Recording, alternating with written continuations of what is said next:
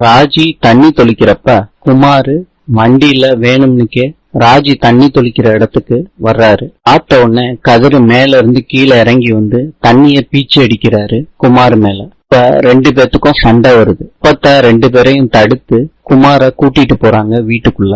குமார் சொல்றாரு, கதிரு உன் சாவு என் கையில தான்டா. ராஜி சொல்றாங்க, கல்யாணம் முடியும், நீங்க அமைதியா இருங்க. கோலத்து மேலதானே வண்டி ஏத்துனா, ஆள் மேல இல்ல.